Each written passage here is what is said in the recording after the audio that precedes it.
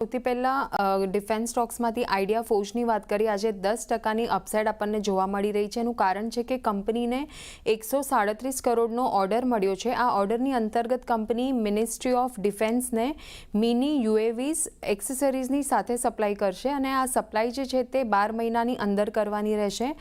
FY25ના and સુધીમાં કંપનીની જે ઓર્ડર બુક હતી તે 13.6 કરોડ હતી અને આ નવા ઓર્ડરના લીધે કંપનીની રેવન્યુ વિઝિબિલિટી વધતી જોવા મળી શકે છે અને સાથે જ કંપનીનો ડિફેન્સ પોર્ટફોલિયો પણ સારો એનહેન્સ થતો જોવા મળી શકે છે. ત્યારબાદ ઝેન ટેકનોલોજીસની વાત કરીએ તો આમાં 5% આપણને અપસાઇડ જોવા મળી રહી છે. એનું કારણ છે કે ટીસા એરોસ્પેસમાં કંપનીએ મેજોરિટી સ્ટેક દ્વારા સ્ટ્રેટેજિક એક્વિઝિશન અનાઉન્સ કર્યું છે અને આ ટીસા એરોસ્પેસ જે છે તે એક એમર્જિંગ ડિફેન્સ ટેકનોલોજી કંપની છે અને આ સાથે જ કંપની અનમેન્ડ એરિયલ વ્હીકલ એટલે કે UAV સેગમેન્ટમાં પ્રવેશ કરશે અને હાલમાં કંપની ડિફેન્સ ટ્રેનિંગ અને એન્ટી ડ્રોન સોલ્યુશન સેગમેન્ટમાં કામકાજ કરી રહી છે. ત્યારબાદ BELની વાત કરીએ તો અત્યારે સ્ટોક આપણને 3%ની અપસાઇડ દર્શાવી રહ્યો છે.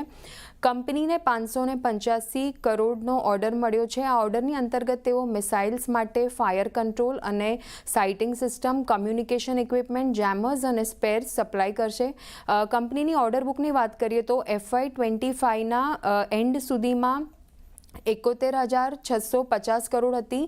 FY26માં અત્યાર સુધીમાં 6,820 કરોડ છે અને FY26 માટેનું જે આઉટલુક આપવામાં આવ્યું છે કંપની તરફથી એના હિસાબે તેઓનો ઓર્ડર ઇનફ્લો FY26માં 27,000 કરોડ રહેશે, જેમાં QRSAM ઇન્ક્લુડ નથી.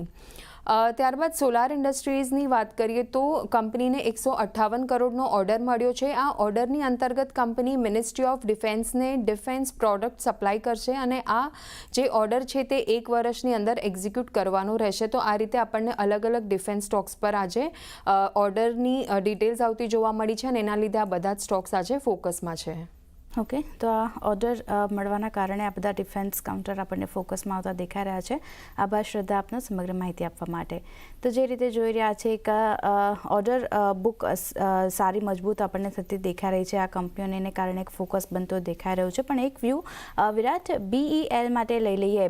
અહીંયા આજે ફરી એકવાર 52 વીક હાઈના લેવલ્સ આપણને બનતા દેખાયા છે, જે 410ના હતા, અત્યારે 420ની આસપાસ એટલે ડેઝ હાઈની આસપાસ અહીંયા કામકાજ થતું દેખાય રહ્યું છે. કઈ રીતે ધ્યાન રાખી રહ્યા છો BEL માટે?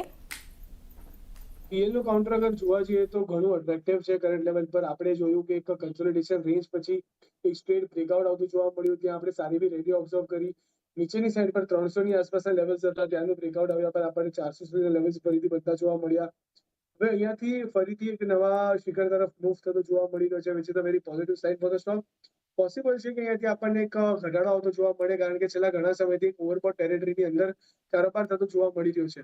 તો અહીંયાથી એક ઘટાડો જે છે એક બાઇંગ ઓપોર્ચ્યુનિટી હોઈ શકે છે.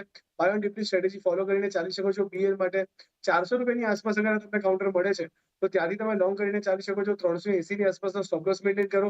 450 થી લઈને 470 આ બે ટાર્ગેટ માટે તમે BEL પર ખાસ ધ્યાનમાં રાખીને ચાલી શકો છો.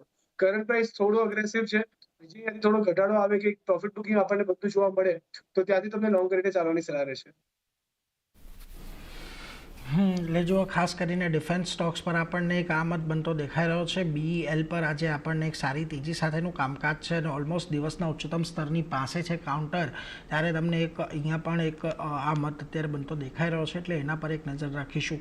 પરંતુ ગૌરાંગજી, જો અત્યારે વિશ્વની પરિસ્થિતિ જે પ્રકારની બની રહી છે, દરેક જગ્યા ઉપર યુદ્ધના ભણકારા ચાલી રહ્યા છે અને એ બધાની વચ્ચે આ પ્રકારના જે ભારતે પણ જે ભારત પાકિસ્તાન વચ્ચે છેલ્લે જે તણાવ થયો હતો મે મહિનાની અંદર, ત્યારબાદ થોડું ડિફેન્સ બજેટ ભારતે પણ વધાર્યું આ વર્ષની જે જોગવાઈ હતી.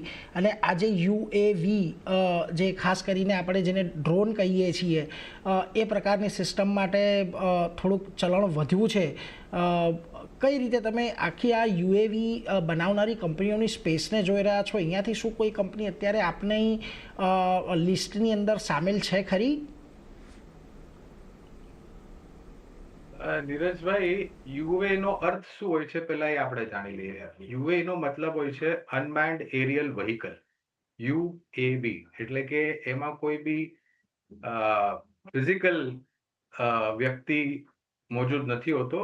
એ સોફ્ટવેર પર જે બોર્ડ હોય છે એની ઉપર એને ઉડાવવામાં આવે છે.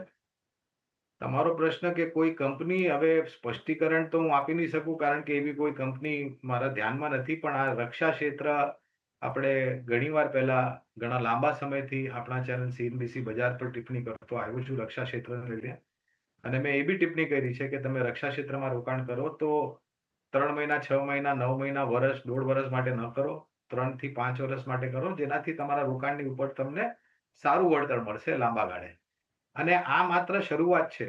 આ જે ઓપરેશન સિંદૂર થયું અને એનો જે યશ મળ્યો છે, સુરક્ષા બળોને, ઈસરોને અને DRDOને, આ ઈસરો અને DRDOને પણ આપણે નથી ભૂલવા ન જોઈએ, કારણ કે એમનું બી બહુ જ મોટું યોગદાન હતું લોજિસ્ટિક બેકએન્ડ ન્યૂ એજ વોરફેરમાં. પાંચે જે સુરક્ષા બળ છે આપણી, એમને સપોર્ટ કરવા માટે, સહારો આપવા માટે.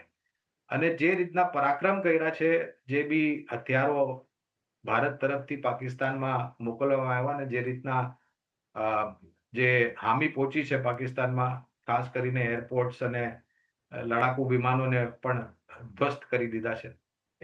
ન્યુક્લિયર પરમાણુ ફેસિલિટી પર બી આપણે આક્રમણ કર્યું, એવી બધી વાતો હતી, સ્પષ્ટીકરણ છે નહીં. તો રક્ષા ક્ષેત્રમાં રોકાણ કરો તો કહેવાનું તાત્પર્ય એ જ છે કે તમે 3 વર્ષ, 5 વર્ષ માટે કરો, કારણ કે ઓર્ડર બુકને પૂરી કરવા માટે લાંબો સમય લાગે છે. અને જો તમને સ્થાનિય માર્કેટમાં ઓર્ડર બુક વધતી દેખાશે, એની સાથે જ એક્સપોર્ટ માર્કેટ બી હવે બહુ જ મોટો અવસર રૂપે ઉભરીને આવી રહ્યો છે રક્ષા ક્ષેત્રથી જોડાયેલી કંપનીઓ સાથે, પછી એ સરકારી હોય કે નિજી ક્ષેત્રની હોય. થોડું સમજ, થોડો અભ્યાસ અને લાંબો ગાળાની વિચારધારા રાખીને તમે રોકાણ. ઓકે, તો આ વ્યૂ